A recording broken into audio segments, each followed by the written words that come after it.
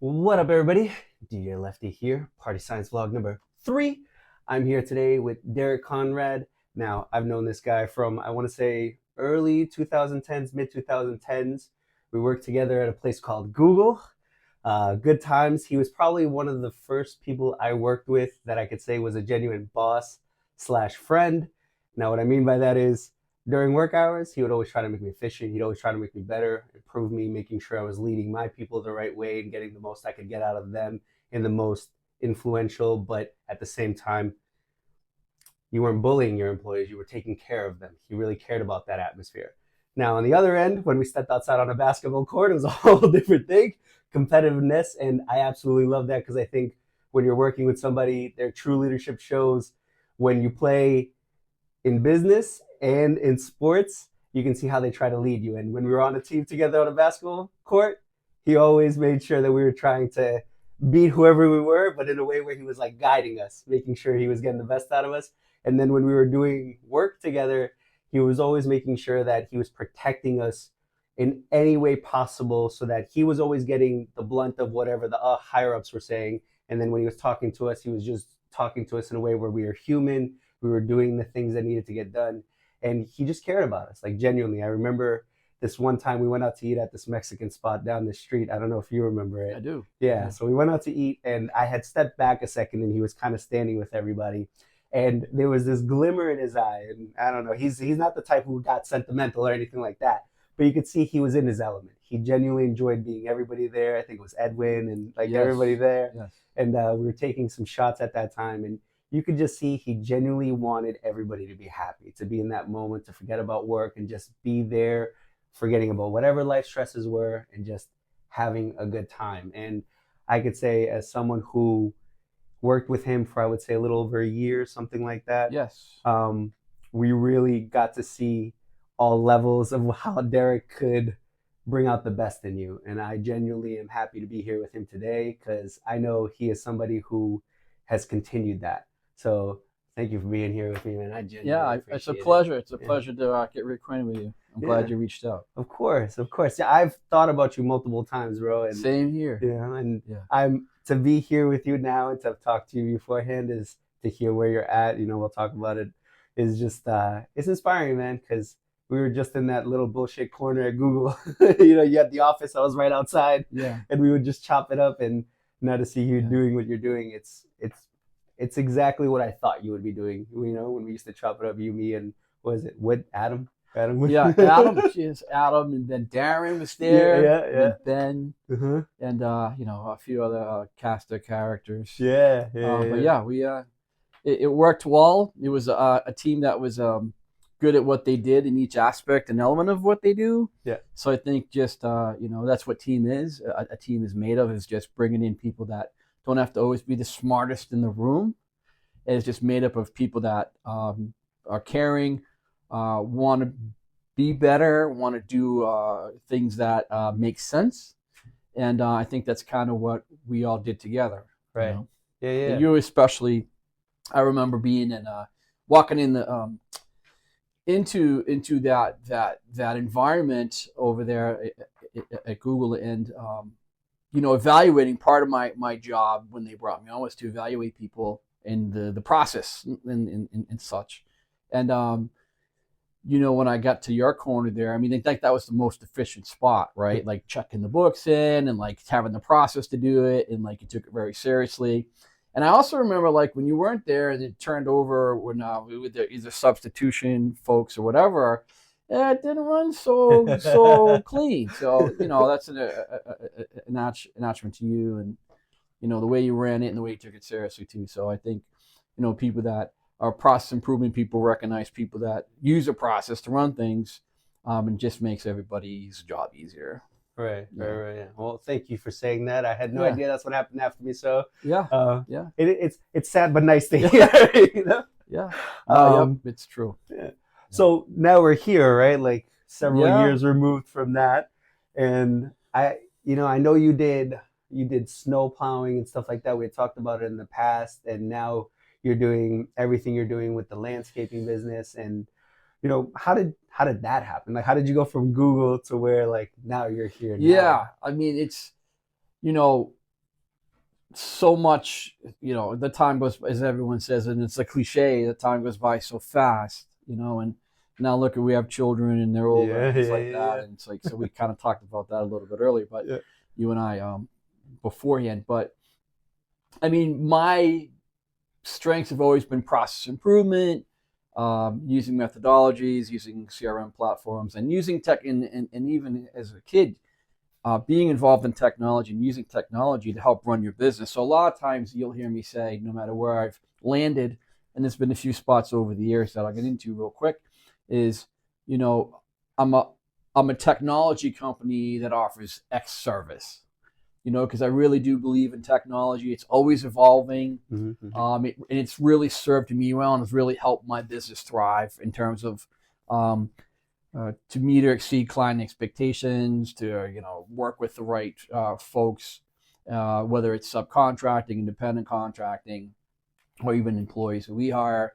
So it's really lends itself to all those things and makes the job a little bit easier. Right. My background before, so after Google, if you will, I went to a couple of some logistics companies that offered like third parcel delivery service. Okay. Some large, some small. And the process were always, I was always brought in like I was at Google or Randstad, well, as Okay. we were Yeah, yeah, yeah. working with at the time, brought in for the same kind of thing, to evaluate the process, provide some, see what the process is, how can we improve the process, Right. and how can we get metrics gained from a process that we can improve.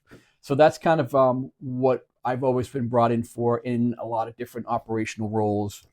And there have been a few with logistical companies.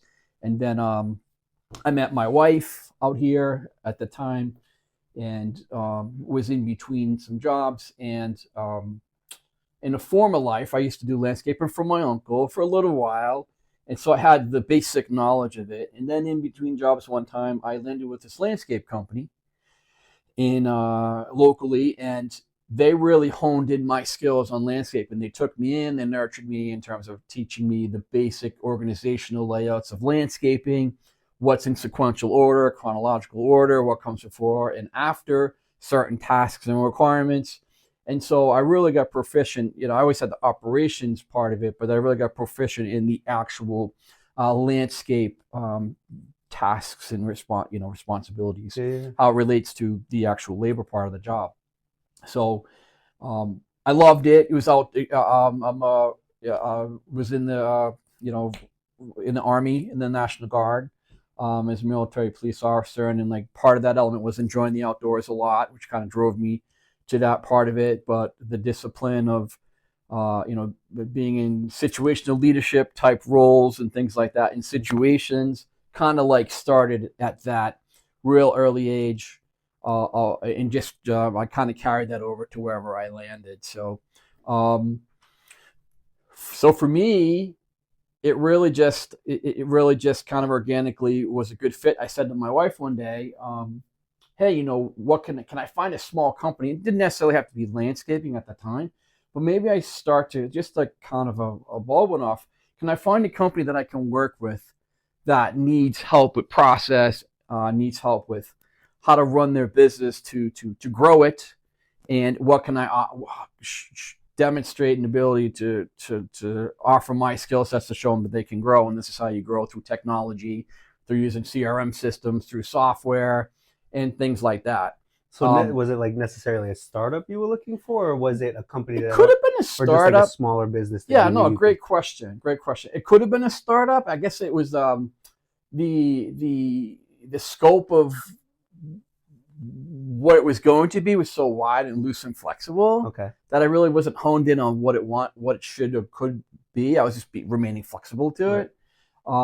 So with that, there was an ad on Indeed, and it was for a local landscape company where I was living at the time, and they were looking for someone to come in and do those things that we just talked about.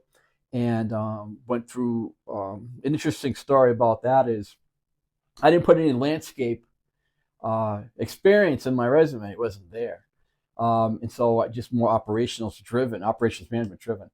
And so person had called me back and said, hey, we may be looking at this. Or they emailed me. I'm sorry, they emailed me and said we may be looking for this role later on down towards the new year, but the immediate need is someone that's got landscape experience doing X, Y, and Z. Yeah. So then I sent an email back and just started to use some landscape jargon about the types of equipment and the mowers, and I was actually working for the landscape company at the time because I was in between. And then the person called me back. They called me like shortly after that email got sent. Well, you didn't list any of that in your resume. And then went on the interview, and the rest is kind of history. So I went to a small landscape company and helped them grow in the tenure I was there. It's about 7-8 years, and I started as a project manager, then operations manager, then we created the COO position. But in terms of like titles of positions, I don't really care for so much. It's the process is always the same. I don't care what my title is. I don't even need a title. It's just whatever I'm brought in to do, I do. I'm kind of a very universal type manager. I'm definitely hands-on. I definitely have a process of my own. And I try to, as you kind of mentioned earlier, I get enjoyment. I thrive when people are feeling better about their jobs. One, to come to work happy. Bro, because of some of the things I that they. absolutely loved working with you at Google. Like, it was a sad day when I left. I quit my next job within like a few weeks because I was like, it was nothing compared to it. It's hard to find. It's like when those teams win the World Series and it's so hard, or the NBA championships, and the talk is always of the chemistry in the locker room and the leaders and this and that, and it remains true. It's really tough to find. I mean, we had it at Google, and I've had it certainly in the military, where I have over 30 plus years of friendships with a lot of folks I served with and met along the way. But it's true. My passion is to see people thrive in what they do, and the landscape component of it comes from the creative. Like the idea of things are going to be around a lot longer than me after they're created, and people are going to have pure enjoyment, whether it's the family living in the property now or people come and take the place over, and they can enjoy that for years after I'm no longer here. Is just kind of a cool concept to me. Yeah, it's like your legacy. You leave a piece of your legacy. Yeah, I guess. I suppose that makes sense without making it about myself. It's more like the thing that you create, your creation, with music and certainly in music for yourself and DJing, there's a huge creative there, and why do people find, DJ Lefty to be this certain kind of DJ versus like, other universal DJs out there, right? There's something that hits people. So it's the same thing with what I do. If you find something that relates to the people, relates to the clients, relates to them in such a way, and I really feel, I've always said this, always felt this way. I really feel it's like you're selling yourself, right? So you can get your Google reviews, you can get your your company organized and have your social media presence. But when you go out to a client or a prospect or just meet people in general, if you're genuine, they're going to know it. They're business people. In most cases, you're meeting business people in your world as well. So they're going to know when you're genuine. They're going to know when you're not. And they've 9 times out of 10, which I'm running into now because I spent a good amount of time with the vetting process, they're vetting you when creating the vetting process. They've already done it. They're already purchasing or buying you, and it's just kind of your job to kind of lose, right? So that's kind of how I go into every one of the jobs or every one of the meetings that I go into, and I enjoy the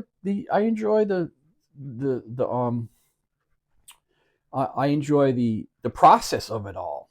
I really enjoy the process of meeting new people, and if you look at my website, you'll find that it's a life cycle. Yeah. It's really, and I say those words, it's a life cycle because the project might end, but the relationship lives on. I was seeing that, yeah. And I'm relationship driven. So that's kind of what it is for me. So that means they can call me, they'll get a call back, they'll get a text back. They have an issue, I respond, and we just take care of people. So we're in the making people happy business. Right, right. I mean, when I was looking at your website, I was realizing that the one thing you kept talking about is having a relationship after the work is done, keeping the client as someone who is still in the circle of your, like, I don't want to say business, because at that point you've already executed the work, right? You're just Yes. saying, like, we're here if you still need us, because that's just what we do. Yes. And I got that quite a bit as I was reading over your page, and just to kind of get into it so that people understand what it is that you do. So I wrote down, I saw plants, trees, shrubs, walkways, patios, walls, and so much more. So what is it necessarily that you started with when it came to Up North Scapes? Like, what was the initial, like, work? Was it always all of that, or like how did it get going? And then was the bread and butter always the relationships that you wanted to build? Like, what was the focus early on? Sure. Well, I'll start with the name. Okay. So, because a lot of people ask me that, they're like, "Up north, you're not that far up north. Like, how'd you come up with the name?" So, when I was a kid, I grew up in the Arlington, Lexington, Massachusetts area, and my dad used to take us, and my mom, they used to take us up north, like Winnipesaukee, Lake Winnisquam, those things. So, on the weekends, the saying would be, "Hey, we're going to go up north this week. I'm going to go up north this weekend." So that's kind of where the name came from. Mhm. And I think that, when you're starting your business or you're striving for something, there has to be something there in your belly that sticks. And that is like the name. The name Mhm. is everything Mhm. to me. So it's got to be something relatable. It's got to be something that you're passionate about. And just one day it clicked, the name, when I was sitting down, having the idea to start my own business. And that just resonated with me with Up North. I live up north from where I grew up, Mhm. and now it was just kind of a cool name. Up North Scapes. I'd rather be up north is the tagline. Yeah, I like it. Yeah. So it's kind of a cool name, a different name, and it's relatable to me, and I'm passionate about it, and the name drives me. So Right. it drives me to live up to the standards of the name of the company. Right. So that's kind of how the name came about. But what my business is I'm a landscape design installation company. I'm certified in home horticulture. So I'm constantly trying to learn new aspects of landscaping, of the creative side of things, trying to incorporate different different methods or different methodologies into people's landscapes, that just kind of create this wow factor, and that's kind of like what I hone in on. So it includes all the hardscaping, walls, patios, walkways, but it could be so much more, right? You could be so much more, big or small, um, for whatever people need. It could be water features, it could be landscape lighting, plants, trees, and shrubs. The horticulture side is a big passion of mine. So going in there and just creating something that's possible that people thought were impossible is kind of really the best part about it. Because when I go and have a prospect meeting and I start to talk, sometimes I make these videos after I'm done talking to them, and I'll send them to the client or prospect. Did I capture everything we talked about? They're like, "This is great." And they always have that video. So then when I finish the project, how does the project align with the video I sent them beforehand? So I've done that sometimes with the clients. And Nice. wow, it's like, and I've actually made videos where I did my own video to myself to do the estimating piece, Yeah. and then made the after video, and then just kind of like merged the videos together. So you really see that we produced what we said was the vision of what we're going to produce. Right. So it starts with really. So you give them like a nice, here's what it's going to look like, and you give them that whole like idea. What it can look like. Right. What it can be. Right.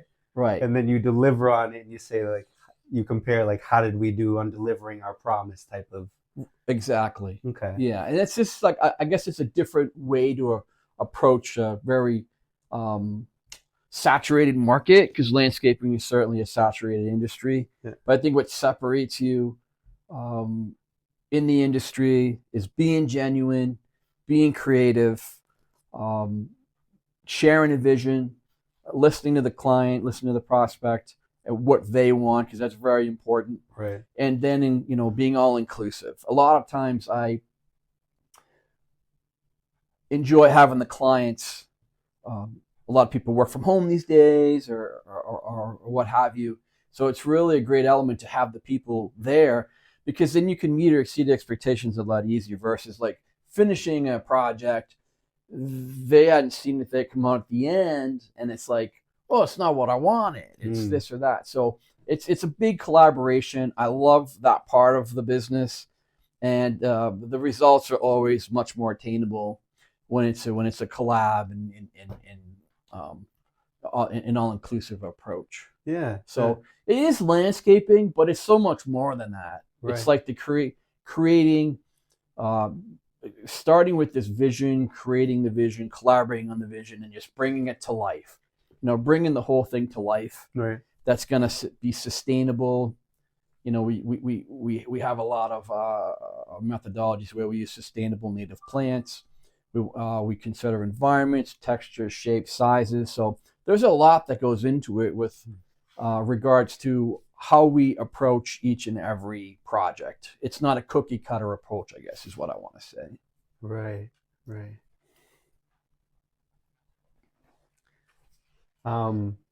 Yeah, so it's funny you say that, like, everything that you're saying, because your website delivers on that. And when I was looking at it, the one thing that I genuinely enjoyed was the fact that you had, so I wrote it down here just to make sure I said the title is right, where you had YouTube videos of like 10 foundational plants, or, backyard fence line plants, and you were being so specific that so that people understood exactly what they were looking at, and you were trying to help them paint the best picture they could. So was that always the goal? Like when you meet with somebody and you're painting this picture and they're in the house and then they come out, and as you're talking to them, like, was this always how you kind of envisioned doing the work? Was that you were hoping that you were kind of working with the client as closely as possible to get the results they were looking for? I think my background lent itself to that, because I'm a people person. I consider myself an extrovert. So I think it just comes naturally and organic for me to approach clients, prospects, and projects that way. So with that, I think that's the best. Each person is different in the way their methodologies are, and the way that they tick with clients and prospects and people. But for me, it's just a natural fit because I'm a people person. For me, I think you have to offer things outside of just trying to sell things all the time. And hey, if someone could go to my website, I'm not going to do business with them. They go to my website and find one piece of information on a plant, one piece of like, oh, these are 10 shade tolerant plantings that I can put in just by like looking at some free information that's on the website, then that's great. Right. Then that's like a win to me. Like, so it calms the fears, and maybe people don't have budgets and maybe people can't spend money, but if they can go to a local website and gain some information, then I think it's great. Right. And I'm all for it. So it's not always about, hey, call me and I'll give you all the answers. I don't believe in that process. Yeah. Gotcha. Okay.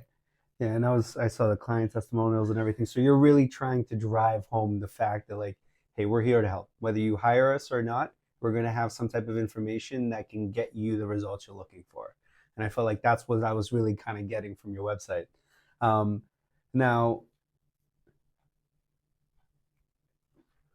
do you find as you've been growing your business, you've come across certain strategies or books or people that have helped you? Kind of like when you were saying you worked with that company, the smaller company in the beginning, where they ended up calling you after you told them you had some landscaping experience and you kind of got the inner workings down. Mm-hmm. Do you find that now you have certain things that have helped you grow your business since that moment that you've like put in place that have created like consistent growth year by year? Or like, what is it that you do to make sure that you're hitting your goals year to year? Well, I think I challenge myself. I set short-term and long-term goals, and I challenge myself. And I think you have to measure them. You have to measure them and go back to them, and they're not always going to work out the way you want. So I'm definitely goal driven, metric driven. I want the best. I want to perform the best that I can each and every day. And no one's a worse critic of me than myself when I'm not achieving. So for me, it's a sense of a daily accomplishment. So if I could feel accomplished from what I'm doing in business, or even just in personal life, if you're doing something, if you're working in your own home, or you have a task list that you got done for yourself, personal or business wise, and you completed that list or most of that list, or done some things. I mean, you can feel accomplished at the end of the day. It's just such a much better feeling. So I think that's what's one of the drivers, is to feel a sense of accomplishment. And another is, yeah, you definitely hone in your skills versus just winging it. Right. So you can wing it, and you could maybe do okay. But for me, winging it doesn't really work the best for me. So I need a lot of structure. I need a lot of process. But it starts with the vision and the type of person that I've always been. I think if you talk to a lot of people that know me, it starts with a vision. If I see it, I do it. And I can. So what I do with my clients is I can see what the outcome can be finished, and they can't. Right. Sometimes. Right. So it's getting the mindset wrapped around, like, this is what it can be. So that's what the videos are. That's what the pictures are. That's what the social media and all the other avenues that we use in the business, in our business industries, particular industries, to showcase the work, is to say, hey, here's what it can be. And then, going to that property or that location, and then just really have them be comfortable working with you and say, this is really possible. Well, how is that possible? Well, here's why, XYZ, blah, blah, blah. So for me, it starts with the vision.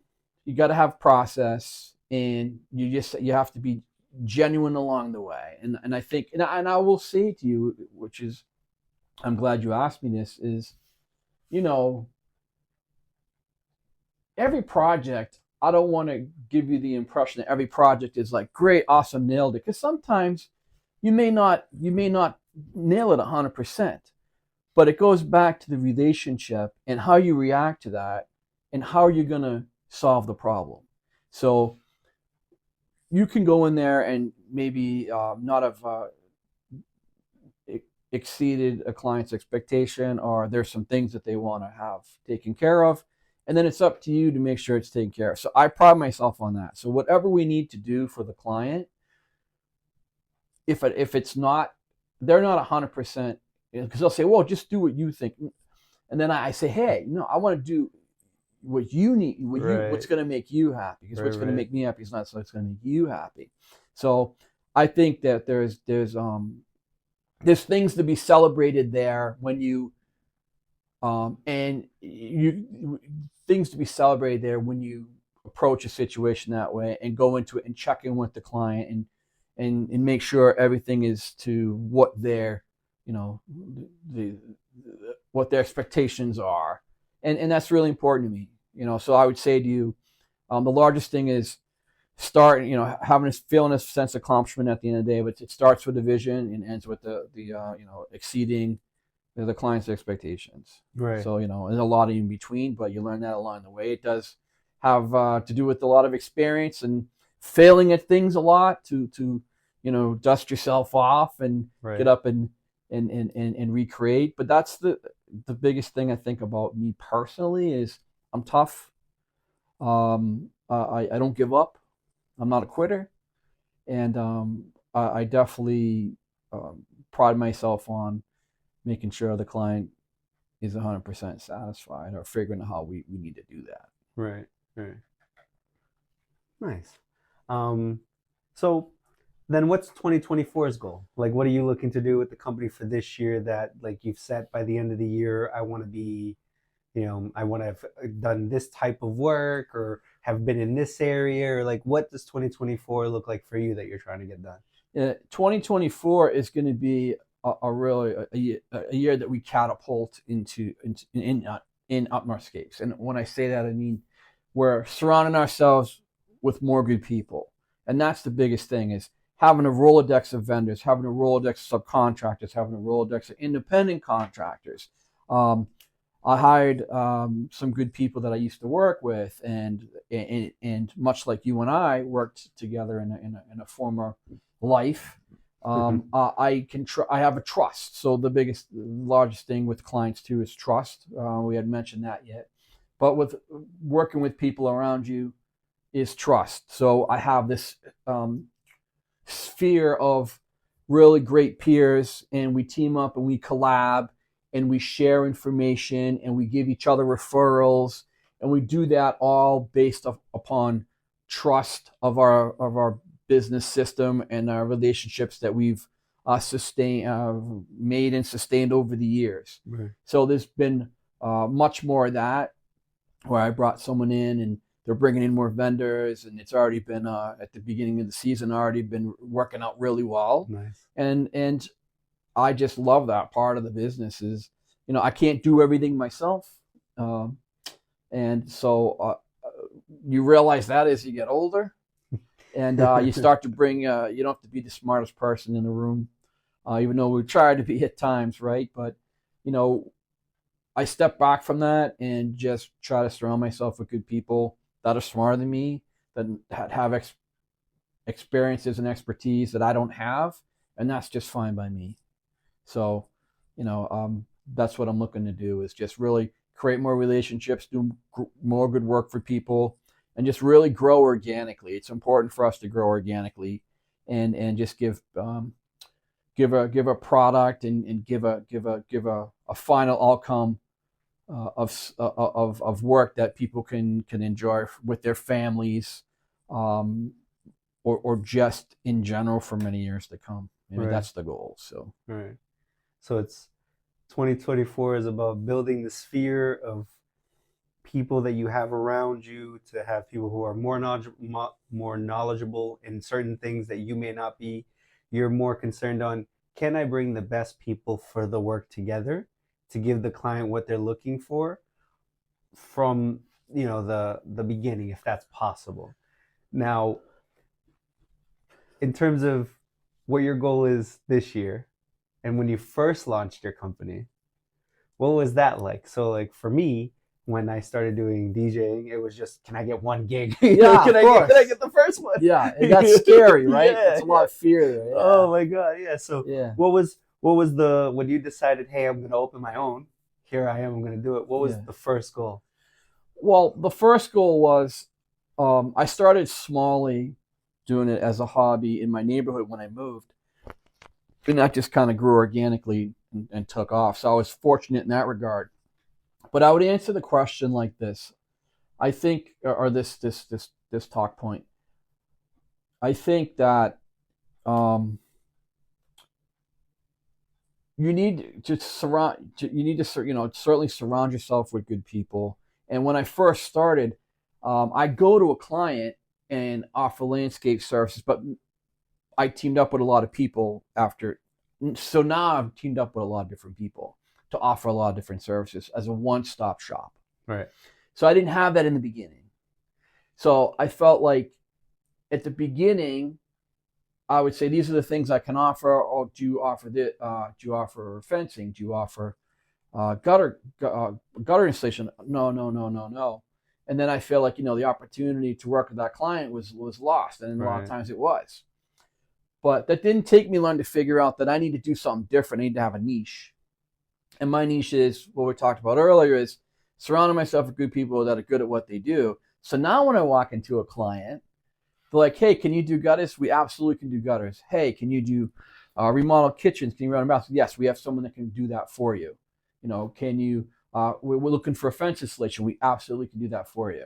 Right. So now that's the difference. The difference now is, where we said no, we say yes. Nice. Because we've put the time into vendors, into subcontract relationships, and independent contract relationships that are all just experienced and good at what they do.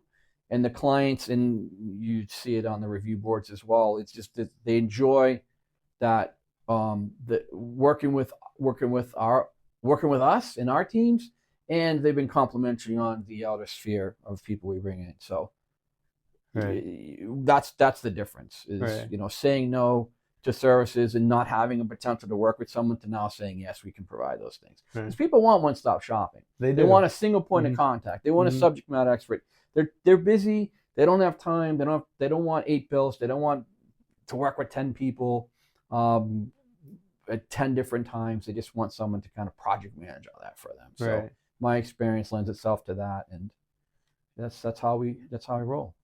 Nice. So the initial goal was, I want to make sure if they call me. Initial was get clients. Yeah. That was the initial goal. I was like, hey, we got to build a client base here. And then, slowly figuring out, we have to, we need to be a company that says yes, not that says no. Right. And that's what we figured out. And we're still figuring out, but we're getting there. Right. Yeah. What was it like getting the first client? Well, I think always being like an estimator or being in a sales role, or managing a lot of people, a lot of different people in different industries. But so I never really had a fear of getting the clients, but I guess my fear or anxiety came from like, did I bid it too high? Did I bid it too low? And I feel I do it well, but it's just, if you don't get them sometimes, it's like, okay, well, because a lot of times, people won't always say, why they selected another vendor over you or blah, blah, blah. And, and that's their prerogative and their right. So it's like, you kind of like have this tick in the back of your mind, like, oh, did I price that too high? Oh, I should have priced it lower. Those types of things. So those kind of thoughts for sure, as we're growing the client base.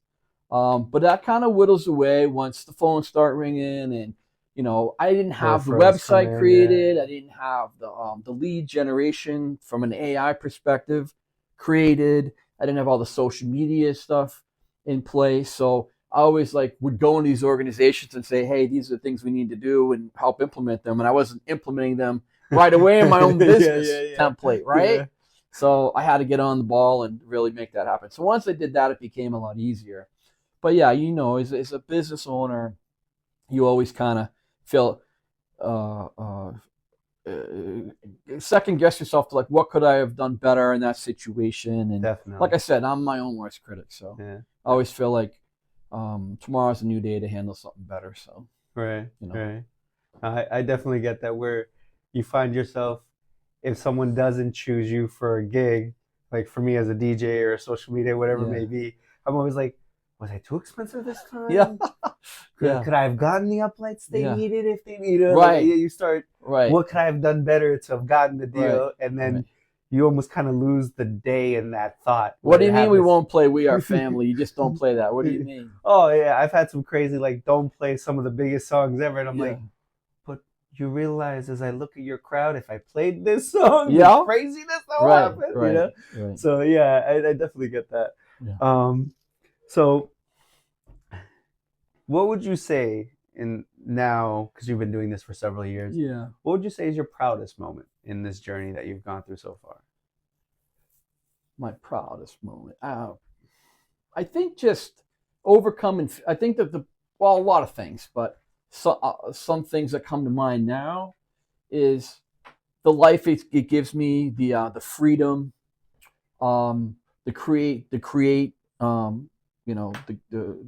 creation, the ability to create. Because sometimes when you work for organizations, nothing against organizations, and I've worked for a lot of good ones, but you're kind of stymied into the creative. You can't always do the things you want to do or what you think is right. I mean, sometimes you have the reins, sort of, and sometimes you don't. So you're stymied in some ways, and that sometimes growth doesn't develop and things like that. So for me, what I take pride in is just being able to create every day, having the opportunity to do that, the freedom, of course, the opportunity that's provided for me and my family now, because I definitely spend more time with my family. Definitely Nice. have more time to create my own schedule. I am a workaholic. That will probably never change. I, But I knew that about you. you knew that about me. That I knew. But well, you're not cut so differently either. But so for me, but you and I kind of were catching up and laughing about like spending more time with your kids and what's important to you in terms of like what you're doing for the now, Right. and that's important to me too. So I'd say I have a lot more time to be flexible, create my own schedule because I have so many great people around me, and that's what I take pride in that, and that I stuck with it. I overcame the fear because that's the biggest thing. And I put some things out on social media sometimes, like, if your boss is saying this and your boss is saying that, and hey, it's something that's just not relatable to you, then be your own boss. Right. And that's a fearful thing for people because they have security of a paycheck, security of benefits, security of things. But there's so much research out there, and you can really like dig in to figure out. And that's kind of how it happened for me. Is I was away with my wife, and I was journaling away, and I was like, hey, this is what I'm looking to do. And I'm like I said, when I see it, I do it. And then my wife and I have a conversation for time. I was like, these are the things you mentioned that you were going to do, and you're really doing them. And that's what I pride myself on, is doing what you say you're going to do, and just leading from the front. We talked about it earlier, taking care of people, making sure that that you can your experience can lend to people to be the happiest they can be, to be motivated as they can, because it's so detrimental on the other side of it, and I learned that at a very early age. And I'm not saying that to say I've been the best all the time, every time, but I try to do the best I can, and then I leave the office, or I have left the office to drive home and say, what can I do tomorrow that will improve or be the betterment for the team? And I've always carried myself in that way. So that's what I'm proud of too, is that I've stuck to my guns. I haven't changed. And maybe you've gone through this too in life, and I worked at other places where I would sit in cubicles and things like that, and I'd say, I'm going to get that job next. No, you're not. No, you're not. And you'd sit there with a group of people, and you're not going to get that. You're not going to get that. So I drove myself on no. Yeah. So anytime it would just drive me more to someone say, you're not going to be able to do that, and here's why. You're not going to be able to get that, and here's why. And you've heard that so much in people that have success stories and everything else, but it's cliche, but it really is true. Very true. If you stay driven to who you are, and you believe in what you're doing, and make some better choices. And I haven't made always the best choices in life, but I feel like I'm making better choices now than I ever did, and that's what's important. So I live in the now. I don't live in the past. I live in the now, and I look forward towards a good future. I'm closer to the end of the beginning, so right. I gotta make the most of each day if I can. No, I get that. I definitely understand the getting driven by the no part, because in the beginning, when I first started, whether it was social media or DJing, I had people looking, or even basketball. Yeah, right. Yeah, for you too. So it's very much like I've had people be like, "Oh, you're still doing that DJ thing," and I was like, if only you knew how amazing I felt every time I stood behind that deck and did what I did. You wouldn't understand how amazing that felt for me to sit here and even try to explain that to you, when you think my thing is just a hobby. Right. Like it's very wild to sometimes see others try to influence you in a way of like, they think they're saying the best for you, right? Like they're not trying to be mean. Right. They're trying to say like, hey, maybe you're so talented. Like the amount of times I've been told, go be a real estate agent. You can probably sell. Because I used to do door to door and this, and I did the parcel stuff with you a little while. I just remembered after you said it, I was like, oh shit, we did do that together. Yeah, that's right. We did do the overnight stuff. That's right. Okay, I forgot you did that for a while. So when you said that, I was like, oh shit, real exciting things. Yeah, riveting. Scanning books and sending stuff. Yeah. So it's funny how people who think they're just looking out for you will say things like that, but not know how it's lighting a fire inside of you Yeah. to not want to go to what everybody else is doing. And not Yeah. that what they're doing is bad, it's just not for you. Right. Yes. So it's very, very interesting. Now, what is a day in a life for you now, right? Like you've had successes, you've built your company, you're at a point now where you could be very comfortable. You don't have to work as hard as you do on a day to day. That workhorse mentality, let's get in and make it better every single day. But you don't have to be there. So what does your day look like now, and what keeps you motivated to continue to be the best? I think, to just like take a back seat and just kind of watch. It's just not how I'm built. And I really don't feel the sense of accomplishment that way. So for me, it's important to lead from the front, lead by example, um, recognize that we're all going to make mistakes and what we're going to do to problem solve. So problem solve is the key, coming up with solutions is the key. I want problem solvers, not problem makers. And I try to use that for myself, that model for myself as well. And, each day is different. And it's really important for me to just be involved for what people try to like have a balancing act of being involved when I need to be and stepping back when I need to step back, because that's the hardest part, right? When you're a business owner, it's hard not to be involved. Yeah, you want It's to know hard to let the everything. team thrive, all these types of things. So I'm definitely do a much better job at that than I used to do. And I don't say like I've always developed teams for a very long time, but with a more of a just kind of stepping back a little bit and just giving encouragement versus trying to, take the test for them, right?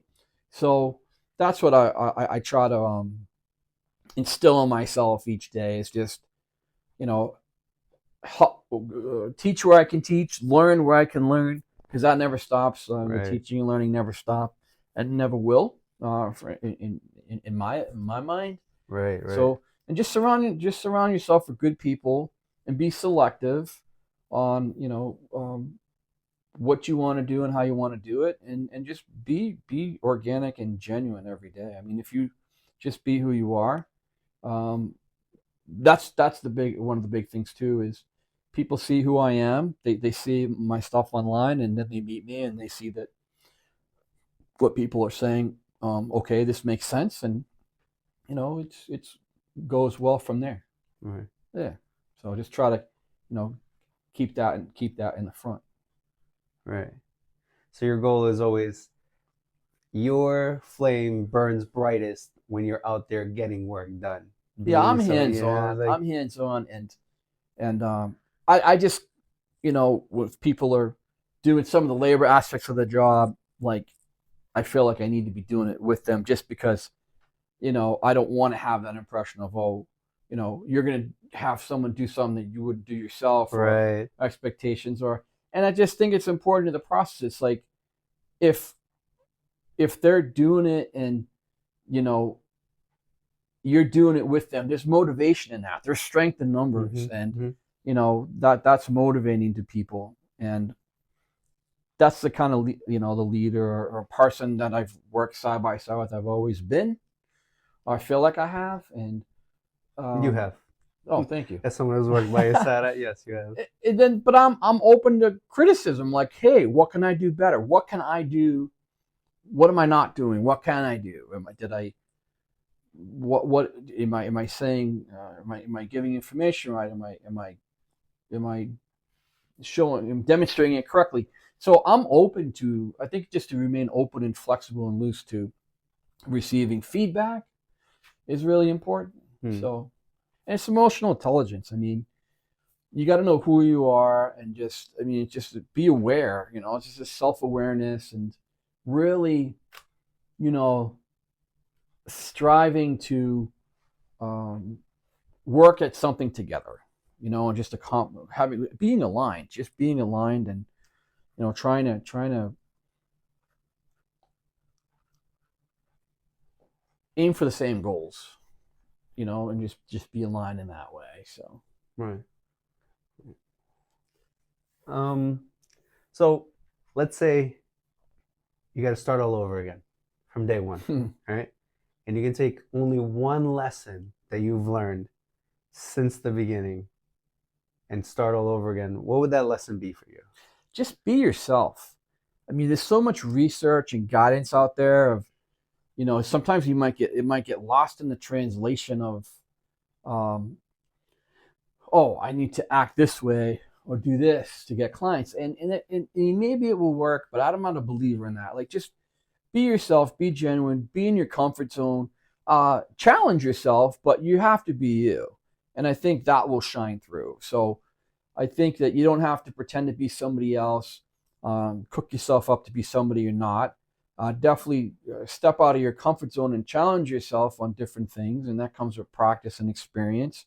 But just be yourself, be genuine, be organic, and people will recognize, you for you, and things will happen for you in a positive way. Right, Yeah. right. Um, so how do you find yourself balancing home and work, being the type of guy that you Depends are? on who you ask and which day it is, because this is like a never ending question. I would say, well, if you ask my wife, you might get a different answer. But for me, Same thing with my girlfriend. uh, Yeah, absolutely. for me, I feel like I'm a lot better at it. I feel like um, my wife's good at challenging me when it's not balanced, and sometimes it might take me a couple times to hear it, but I do work at it, and then we talk about it, we work at it. That's one of the best parts about my relationship with my wife is, you know, we're like best friends. We can talk about things, and she'll keep me in check, and she'll keep things aligned. And it's like sometimes I don't necessarily agree with it at first, but then when it sinks in, then it's like, you know, I'm wrong again. She's right, and I need to work on these things, Yeah. and these are things I needed to work on because things come from, you know, from your childhood, from the way you were raised. I'm sure, I know your background, and in the way you were raised. So it's like, you carry things with you that have this, like, makeup of yourself. But I've really work at it. I work at it more today than years ago, and even past relationships. That I try to really work hard at it today. Try to make the changes. Try to have more of a life balance, and I really think I do more than I ever have. I've traveled a lot more. We've done a lot more things together as a family. My family's a little spread out with the kids and everything, but we still make it work. It's important to us. Can we do a better job at it? Can I do a better job at it? Absolutely. It's a never-ending curse. So it's on my mind all the time. I try to do the best I can with it. But yeah, there's room for improvement there. Yeah. I I get that for sure. Where you're chasing the success of the business, but you want to have the balance of where your family doesn't feel like you're not there for them and you're not having Yeah, those moments for yeah, them. And then sometimes you find yourself where you're not having the moments or you're not having the yeah. success. So you're just sitting in this clusterfuck of shit. Well, it's like I'm working on the business for you. That's Yeah. why I'm not here. Yeah, but you're not here, so who cares? Like, Yep. Yeah. so right. So Yeah. that's like the act. Like Yeah. I like subject it in my mind. Like, well, I'm doing it for you Mhm. because I need to, Right. need to work, and but it's like, Take care of the yeah, kids for but this lifetime and the next that's all lifetime. you're doing, and it's Hmm. not cool. So Yeah. I it's I'm more aware about it than ever before. I try to work at it more than ever before. I It's a work in progress. It's a work in progress. Mm. It's something that we work at in the relationship and in each day to you know make those things happen. So, but it is a lot. You know, it is a lot better these days because I'm more focused on it most of the time. Right. Yeah, yeah. I get that. You try to make sure that what you're doing is for the actual outcome that you're telling yourself you're doing it for, versus I'm just trying to get a client or I'm just trying to do something. It's I'm actually trying to do this for my family. And I don't know about you, sometimes like because I do social media, sometimes I'll be in the room with them, but I'm not in the room with them. Like Right. my mind is not. Yeah. It's thinking about, oh shit, I didn't do this, I didn't do Hmm. that. Hmm. I gotta send this email to this client, and then I'm looking at my girlfriend like, yeah, this movie's great, but I haven't got anything the movie that we've been watching. So it's All the time. yeah, All the time. yeah. But I You think know. that's the mind of an entrepreneur, right? Like Yeah. you're always thinking about your business. The I saw something online that goes, if you want peace and quiet, don't be your own boss because Yeah. the problems never shut off. Yeah. You're always thinking about them. So I got to ask you, I guess I have a few more questions, but um, what do you think the hardest was? Like, was there one moment where you really questioned the success of the business before it got to the point that it is now as you were building it? Was there a moment where you were, am I doing the right thing? Is this going to work out for me the way I planned? Did you have a moment like that, or like you had a job that didn't go as well as planned and you had to readjust everything? Like, did you ever have that moment? Yes. And the thing as to why you have that moment is because it's a seasonal business, right? And it ebbs and flows when you get leads and things like that. Because you got, I mean, once you get into the heart of the summer and vacations happen for the kids and the kids are out of school, typically speaking, the lead generation, you know, tends to wind down. So if you, for me, it's like more important to be entrepreneurial, to be like, okay, well, what are my skill sets that allow me to circumvent that, right? So snow, you mentioned snow earlier, so I do snow plowing on a contract basis, so that helps because it's a subscription service. So I provide that. So I got outfitted for that with equipment and things like that, and because I had learned how to do that in my other landscape outfits, and so that's a good fit for me. But I mean, for me, I do web design. I can do web design and help people create web design. So I think it's to be fluid and not be closed-minded, and just really put your talents to use from an entrepreneurial type of way to figure out like what you can do to help others. You know, you talked about helping others, like in working in community, and I know you do that. Um, it makes me um, feel a sense of accomplishment when I go in and help someone create a new logo or a new website and just give them the ins and outs of like how they can get started for like not like crazy money and things like that. So I really enjoy that too. So that's another part of my business that you know I can get into. So the part that's concerning is the seasonal part of it, and just making sure that I stay ahead of that, and you know things are as they turn the corner to you're getting done with the project season, that things are aligned for what comes next, for whether it be the snow or whether it be the web design stuff or whatever, just or whatever else I can get into that serves a purpose, helps people be better. Anything along those lines is Mm. something that you know I'm open and willing to do. And actually, I will say this, uh, uh, this other thing that we're doing with my organization with a new add-on employee is the consultation piece. So we really want to start to offer consultation, long consultation, whatever, because a lot of folks, they do-it-yourselfers at home, but they don't know what to do, what products to use, when to use it, what's the disease, what is going on my property. So we're getting into the consultation. We'd like to get into the consultation business as another avenue or landing page, if you will, of our company. Sure. So Yeah. that's something that just along with that question, it's coming up with other things that will enrich your company, so you don't have to have these types of concerns for a seasonal business. Right. Right. Right. Um, okay, so let's say someone is trying to walk similar footsteps as you, have similar successes. You know, you were talking about writing in your journal and how you Mm-hmm. developed yourself and how you Mm-hmm. went from different companies to learn all these different um, attributes. So then that way, when it was time for you to put your company together, you were aware of you had a good foundation to get yourself Mm-hmm. going. Is there like an audiobook you would recommend to someone to help them get them going in the right mental state? Like what helps you that you could advise them, right? Like not just being genuine or getting to work, but is there like some things you like that are not just like the workhorse and you getting to the grind, but like is there other things that you would advise, or what would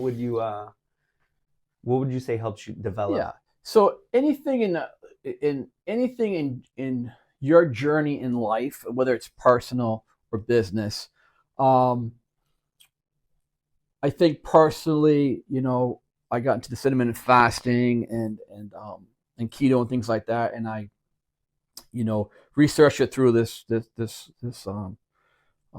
kidney doctor out of Canada, and he just really described things in his book. It's called the Obesity Code. He really described things in his book that just made so much sense, and of how insulin resistance is a big factor in all that, and just in real layman's terms. So I started YouTube's on with him, and then I read his, listened to the book, and still listen to the chapters today. So that really resonated with me, to the personal journey. But like for the business side of things, it's just I like things that are amplified. So like you know, people may love him, may hate him, but like Grant Cardone, I love Tony Robbins, Grant Cardone is like, and I use the terminology 10x everything, because yeah. you got to be amplified, you got to 10x, and that's everyone telling no, no, no, keep it low. Just amplify it, and just if you believe in yourself and you have something that will serve others in a real positive manner, on the creative, especially, is those are the things that I listen to. And actually, back in my old company, when I first started listening to Grant Cardone, I would deploy some of those tactics on the phone, and sell more things to people that they didn't even think about, things like that. So though I think the answer to that question really is like whatever works for you, whatever motivates you, whatever challenges you to be better in whatever industry you're in, personal, a bit business wise, career wise, or personal. And I think it's just important that you get into, um, catch on to something, because there's so much of it out there. In all the situational leadership for me resonated long ago. Um, so it's just, it could be a whole gamut of things. I mean, there's so many things out there people can get into Right. and make work, and free, and Mm-hmm. make work for themselves. So Mm-hmm. All yeah, right, so I got one more question for you, and it just came to mind now because I'm always curious, but I realized I didn't write it down, so I want to make sure I ask you, how do you think your childhood affected you to get to the point you are now? You know, because yeah. Well, I was a middle child, so I have a younger sister, older brother, and I always I guess it was easy to entertain myself.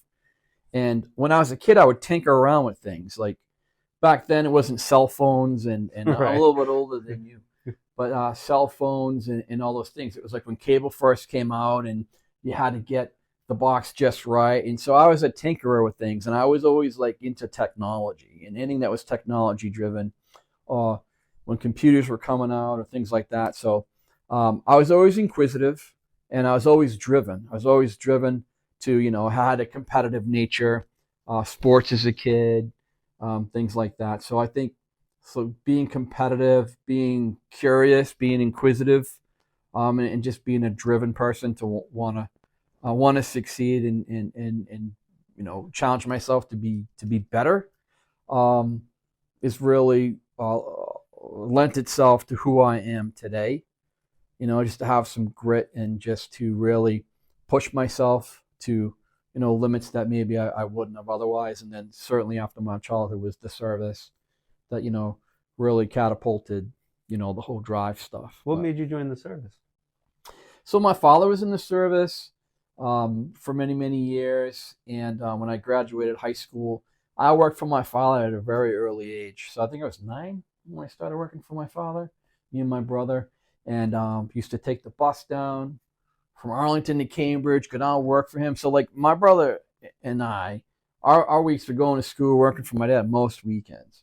And that started very early and probably right up until I went into the service. But my father's in the service. My brother went into the service. He's 2 years older than me.